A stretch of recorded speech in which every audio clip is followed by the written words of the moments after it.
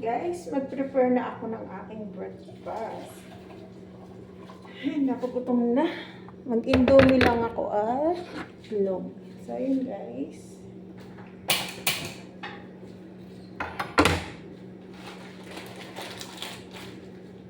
Meron akong dalawang itlog na nilaga, tsaka indomie. Gutom na. Ito na lang almusal muna.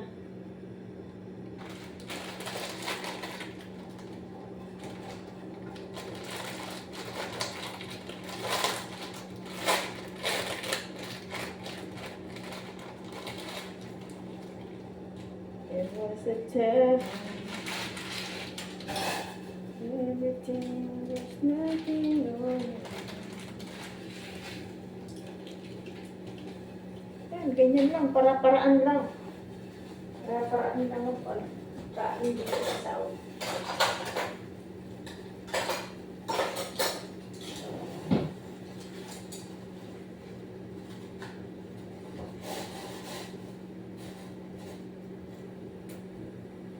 Hindi ka na makapag-demand sa amo mo kasi lalo na nakikita mo naman yung sitwasyon nila.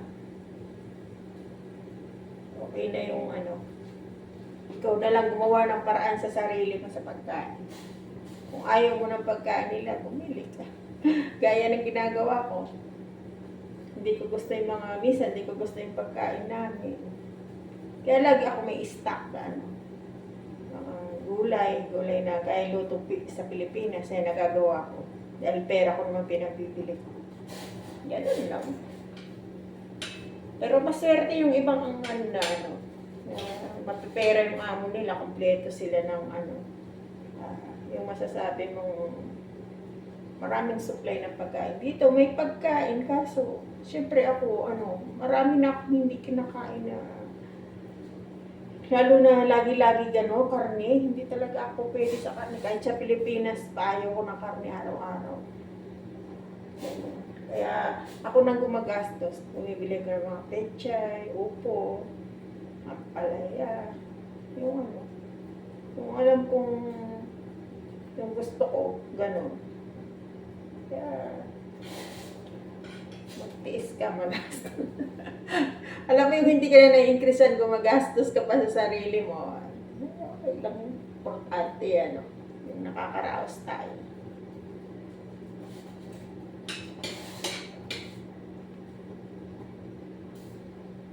Indomie, walang kamatayang Indomie. Alam nyo guys, yung pag-stress ako, lalo akong lumulobo. Hindi ko alam. Sabi nila, daw yan, kasama daw yan sa, parang sakit din. Stress na marami kang iniisip, marami kang problema, lalo ka pang tumataba.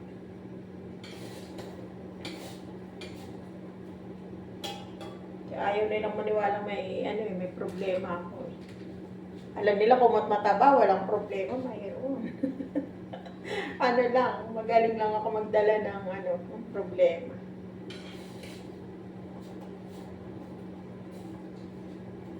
Malapang ko na nga itlog ko. Nilaga ko to kaninang umaga para sa amo kong lalaki daw. Hindi naman kumain, hindi ako kakain. Kasi masira.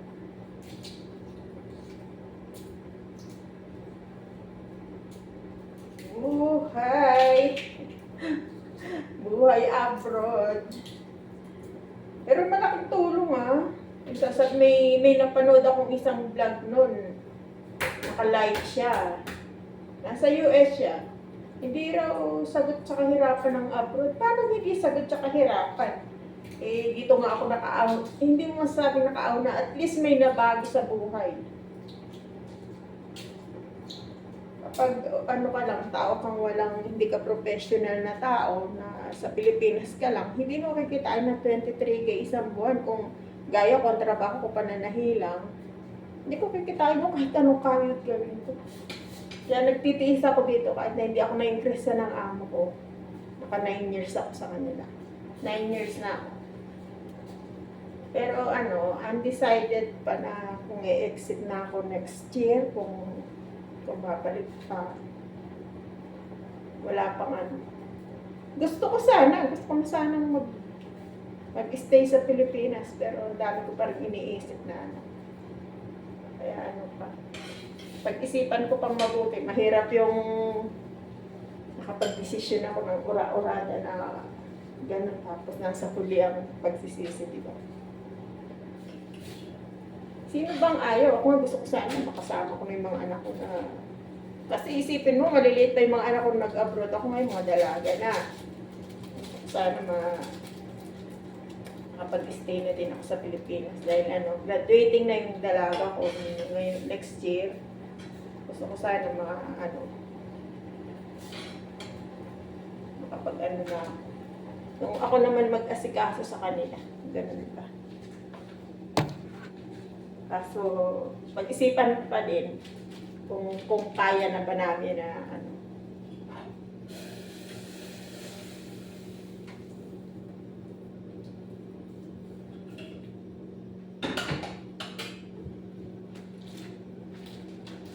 Sarap sana sa Pilipinas kung may sapat na hindi ko ilalagay yung chili powder niya, guys, at power sa akin ng chili. Yan.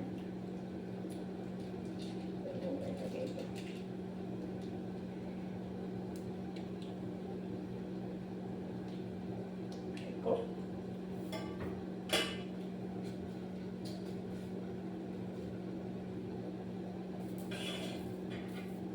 I need to tell you.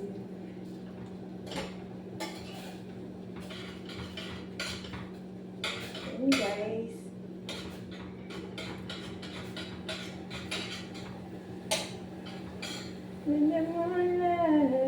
lang.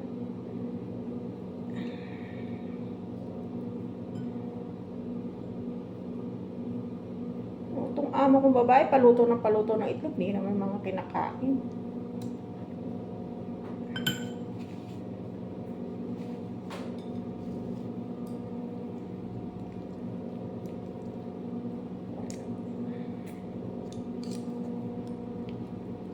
Kung nakikita niyo, disposable lang.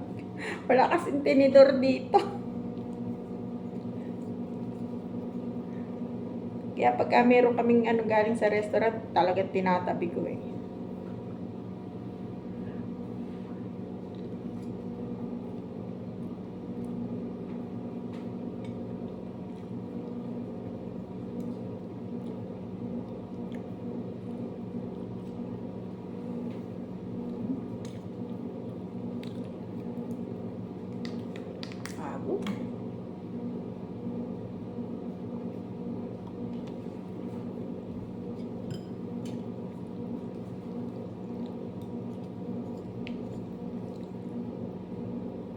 Ganyan lang. Pero madalang na ako mag-indomie, guys. Hindi gaya dati. Ito yung umaga, indomie ako. Nagka-infection ng kakakain ng nagka-UTI yung kakain ng indomie.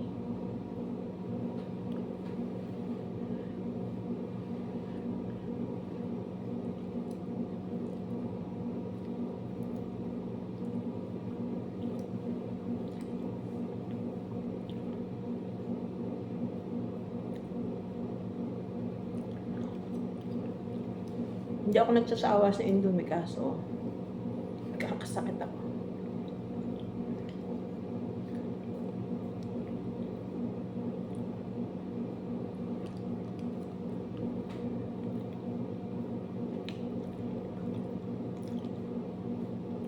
Kaya kung bumili ako ngayon, dalawang piraso na lang, di gaya dati, ang binibili ko.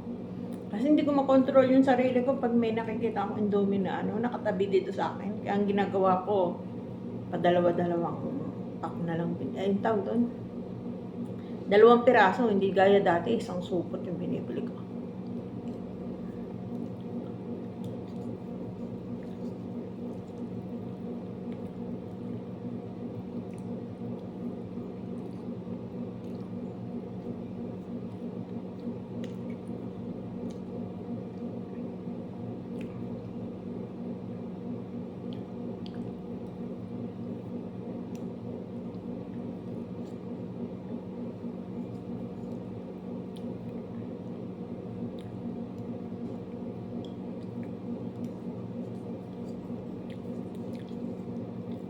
Ala nila, kumot abroad.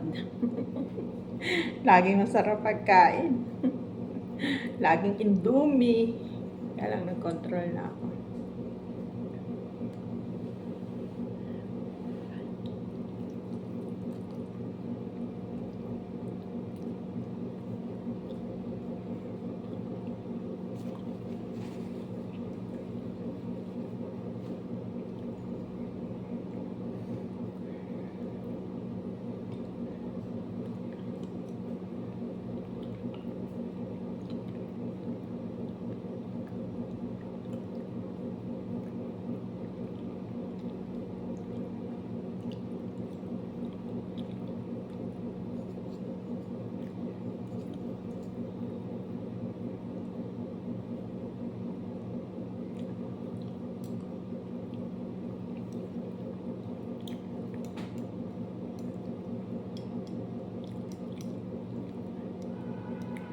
Hindi kasi ako nag-dinner kagabi guys kasi late nang bumili ng dinner. Ang binili pa pizza. Kasi pag late na, iniiwasan ko na kumain ng mga ganong pagkain. Kumain lang ako ng isang saging kagabi. Kaya ngayon, parang nakakaramdam talaga ako ng gutom na gutom ako.